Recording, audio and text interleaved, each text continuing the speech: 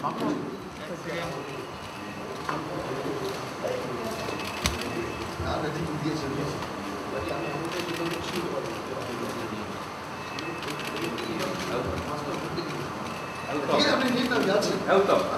মধ্যে চলে এসো, আপনি রাতের মধ্যে নেবেন তো আমি আছি, আপনি কালকে দেবেন সিদ্ধান্ত, কালকে পর্যন্ত আছে, চিন্তার কোনো কারণ আপনাকে যেটা আমি বললাম দেবেন। আমি আপনার ঘর থেকে বেরিয়ে এসেছি, কি বললাম আপনাকে যে আমি আপনার ঘরে বসে আপনি ফ্রি অ্যান্ড বেরোবে কাজ করুন, আপনার ফোন আসতেই আসে কেন আমি ডিস্টার্ব করবো? আমি আপনার এখানে বসে আছি, কোনো হল্লাও করবো না, কিছু না। আপনার যখন যাওয়ার ইচ্ছা যাবেন, যখন আসার ইচ্ছা হবে, কোনো চিন্তা নেই। আমি চাই গণতন্ত্র বাঁচাতে আপনি একটা সিদ্ধান্ত নিয়ে কিন্তু বিজেপির জন্য আসেন,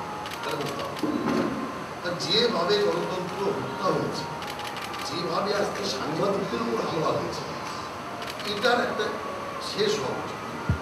সেজন্য আমি মনে করি যে আপনার হাতে একটা সুযোগ এসছে, আপনি এই সুযোগটিকে পূর্ণ কাজে লাগান এবং নির্বাচনটাকে বন্ধ করিয়ে তারপরে বিষয়টা আদালতে নিয়ে যান।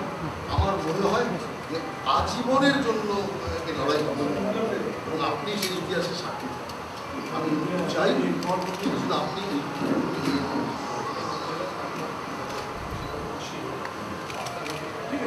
আমি আছি,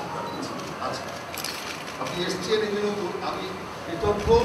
আপনি যে এসে বললেন এই জন্য কৃতজ্ঞ, খুব ধন্যবাদ জানাচ্ছি, ধন্যবাদ জানাচ্ছি।